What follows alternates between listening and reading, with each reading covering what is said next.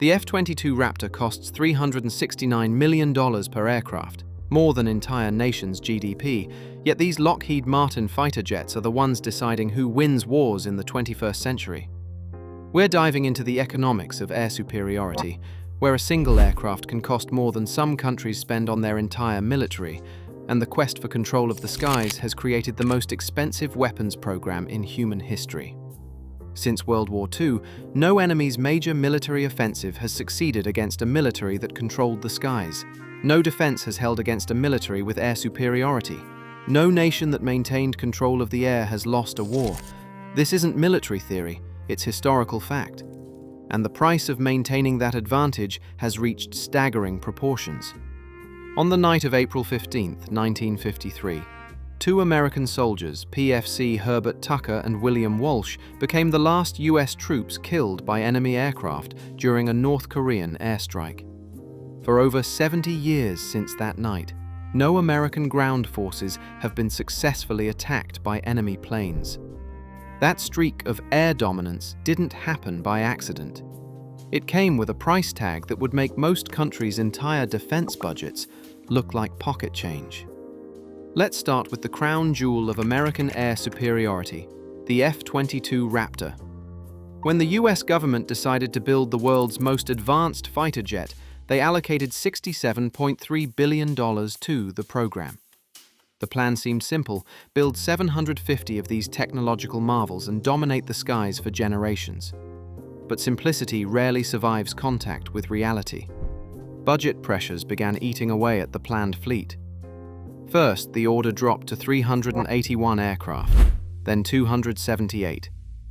Finally, just 187 operational F-22s rolled off the production line. When you spread $32.4 billion in research and development costs across 195 jets instead of 750, basic math becomes brutal. Each F-22 ended up costing American taxpayers $369 million. Not 369,000 million. Each aircraft cost more than the GDP of some small countries. But that was just the beginning. The F-22's operating costs are equally eye-watering.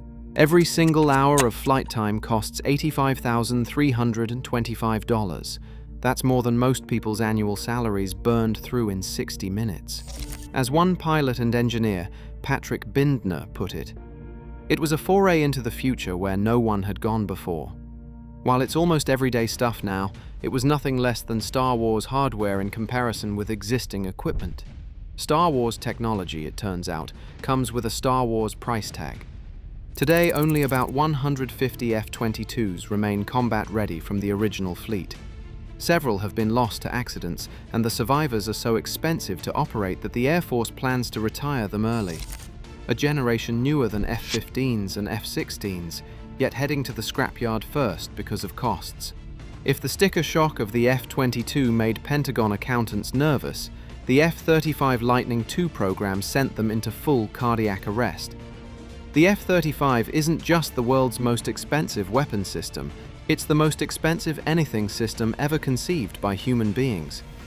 According to the Government Accountability Office's 2023 estimate, the total program cost reaches $2.1 trillion over its 94-year life cycle, from 1994 through 2088.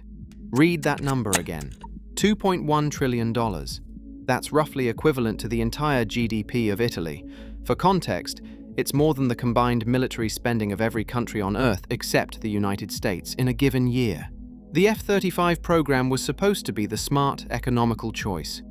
One basic aircraft design with three variants, the F-35A for the Air Force, the F-35B for the Marines with vertical takeoff capability, and the F-35C for Navy carrier operations. Economies of scale would drive down costs. International partners would share the burden. It would be more affordable than the F-22, while still maintaining technological superiority. None of that happened as planned. As of 2024, the unit costs tell the story. An F-35A costs $82.5 million excluding the engine. Add the Pratt & Whitney F-135 engine at $20.4 million, and you're looking at over $100 million per aircraft. The Marine Corps variant, the F-35B, runs $109 million before you add the engine. These numbers have been climbing steadily. The sustainment costs alone have jumped from $1.1 trillion in 2018 to $1.58 trillion 5 years later, a 44% increase. The operational reality is even more sobering. The F-35 burns approximately 5,600 liters of fuel per flight hour, costing $4,480 just in fuel. Turn on the afterburners for supersonic flight, and fuel consumption explodes to over 15,000 liters hourly. Each flight hour costs $41,986 to operate, still expensive, but looking almost reasonable next to the F-22. But the most concerning statistic is readiness. Despite all this investment, the F-35 fleet's full mission-capable rates tell a troubling story. Only 36.4% for the F-35A, 14.9% for the F-35B, and 19.2% for the F-35C. You're spending over $40,000 per hour to fly aircraft that are mission-ready less than 40% of the time at best. Meanwhile, across the Pacific, China has been taking a very different approach to the Indo-Pacific balance of power. While American aerospace engineers obsessed over technological perfection, Chinese factories focused on production volume. The J-20 fighter, China's answer to the F-22, first flew in January 2011. By 2023, the J-20 fleet had exceeded the total number of F-22s ever built. By September 2025, that number had grown past 300 aircraft and counting. Current intelligence estimates suggest China produces between 70 and 100 J-20s annually, with some projections indicating they could reach 200 per year. If present trends continue, China's J-20 inventory may exceed 500 units by 2026 and approach 1,000 by 2030. While American firms maintain what experts call a quality edge in engine reliability and overall sophistication, China appears to be banking on Stalin's old maxim, quantity has a quality of its own. The numbers are stark. Commercial satellite imagery shows China's total fighter production capacity reaching 300 to 400 units annually. Since 2021, the Aviation Industry Corporation of China has added 278,700 square meters of manufacturing space at the Chengdu plant alone. 5 J-20 production lines are now active at that facility. China has even test-flown 2 sixth-generation aircraft prototypes in 2024. This production surge is happening while American programs face constant budget pressures and delays. The F-35's Block 4 upgrade has seen its estimated cost increase from $10.6 billion to $16.5 billion, with completion delayed from 2026 to 2029 at the earliest. Delivery halts, technical problems, and cost overruns have become routine parts of the program's narrative. The response from the Pentagon has been to double down on next-generation technology. The Next Generation Air Dominance Program, now designated the F-47, represents the Air Force's answer to the future threats.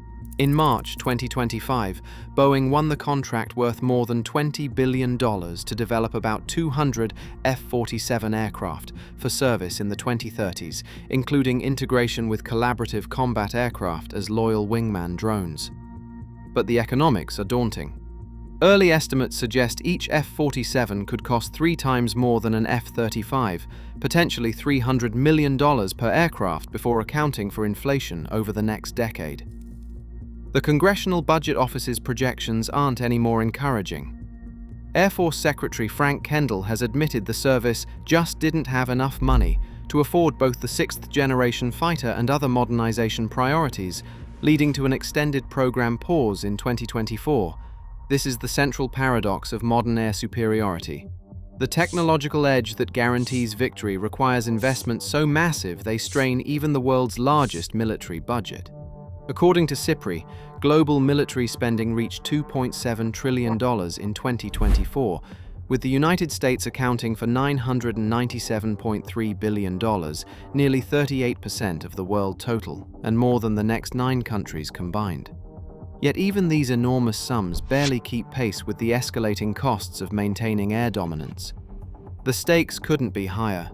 As military analysts note, since the Korean War ended, No American ground forces have been successfully attacked by enemy aircraft, a streak that represents countless lives saved and battles won before they began. Air superiority doesn't just influence military outcomes, it fundamentally determines them. But the economics of this dominance are reaching a breaking point. When single aircraft cost more than some nations' entire defense budgets, when maintenance consumes 40 to 60% of operating costs, and when readiness rates struggle to reach acceptable levels despite trillion-dollar investments, the sustainability of current approaches comes into question. The future of air superiority will be determined not just by technological innovation, but by economic reality. The question isn't whether nations can build the most advanced fighters, it's whether they can afford to build enough of them, maintain them effectively, and operate them at the scale required for genuine strategic advantage. In this trillion-dollar game of aerial chess, victory goes not just to the most advanced, but to whoever can solve the fundamental equation of modern warfare: how to maintain technological superiority without bankrupting yourself in the process. The answer to that equation may well determine who controls the skies and who wins the wars of the next century.